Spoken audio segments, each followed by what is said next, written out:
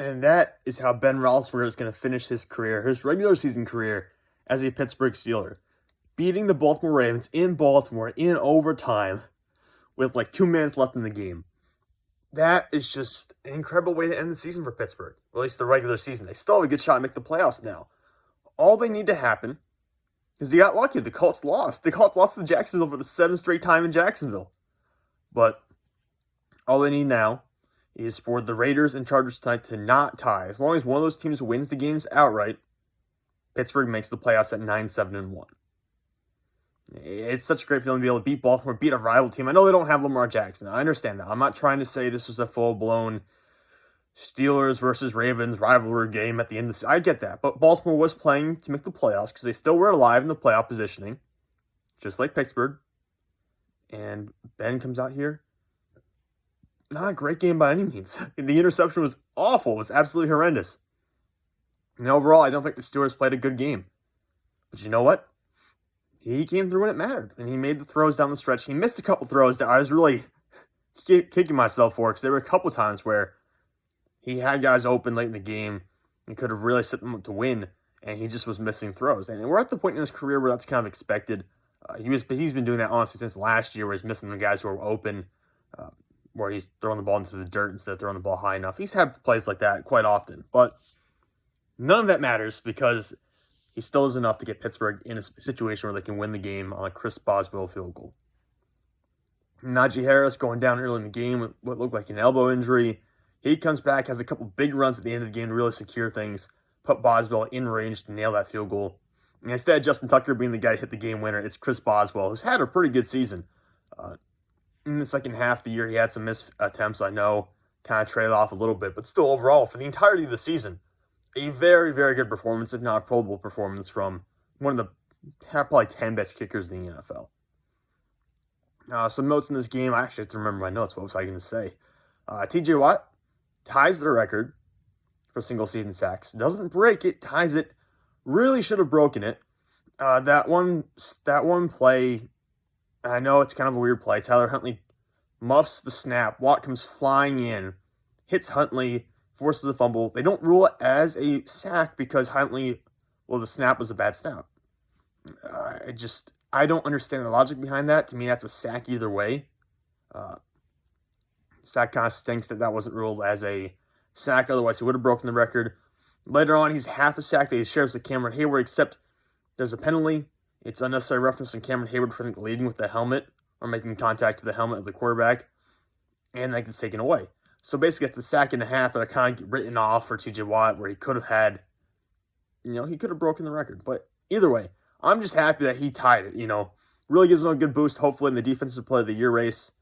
Maybe he'll finally win it this year. And overall, sharing the record with Michael Strahan, it's not the worst thing in the world. Still being up there for number one. So that was fun. That was great to see. I was very nervous about that. When he got the first sack that wasn't really a sack on Tyler Huntley because of the bad snap, I was like jumping up and down. I was really excited for that. And I understand it wouldn't be a climactic way to get the sack record, but neither was Michael Strahan's sack on Brett Favre, where Favre kind of took a dive. So, it doesn't really matter how you get it, in my opinion. Just getting it would be the cool part. But yeah, so Watt ends up tying that record. Defense played overall fairly good. I think the defense did a pretty good job. Obviously, the run defense was not there today, but it hasn't been for most of the year. Keep in mind, we're still missing Tyson, Alualu, and Stephon Tuitt has not played at all this year. Baltimore had 38. I'm looking at it right now. Baltimore 36 carries, 249 yards, and a touchdown. Average 6.9 yards per carry. You can't be doing that in the playoffs. Just don't do that in the playoffs, please. If you make the playoffs, that is Pittsburgh. Latavius Murray, 16 carries, 150 yards, and a touchdown. Of course, the long 46-yard touchdown run. Tyler Huntley kind of putting on, he's very similar to Lamar Jackson in terms of his mobility, which is why this Ravens offense is able to be so similar to what it normally is when Lamar Jackson's on the field. 12 carries for 72 yards for Huntley. And, yeah, we were getting beat to pieces on the ground. That's kind of to be expected at this point. Like it's mentioned, all the injuries on the interior defensive line and the linebacking corps we have just is not that good in terms of coming down and stopping the run like that. They're not going to stack offensive linemen and get off them and make tackles like that. It's just not what our linebackers are like. But much better through the air, the pass defense. Tyler Huntley only had 141 passing yards. And, that really is the big difference in the game there. Cameron Sutton had an interception. Terrell Edmonds had an interception with his wrists. That might have not been a real interception, but was still ruled one. So I'm finishing the year pretty happy with where our defense was at. I thought the defense was really going to trail off because there seemed to be a time when they were kind of hitting that point where they were trailing off a little bit towards the second half of the year. And they've ended it on a high note instead, which is very positive going into the playoffs.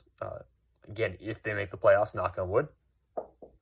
But yeah, Cameron Heyward has sacked today. Chris Wormley, who's been a really good addition to the team since he started getting more reps.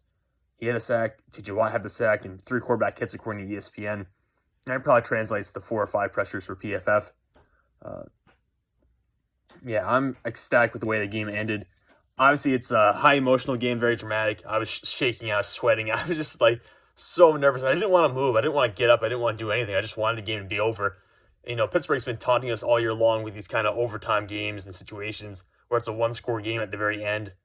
I think I saw something where Pittsburgh would only have 3 wins or 4 wins this year if you flipped every one-score game and did the reverse for the standings.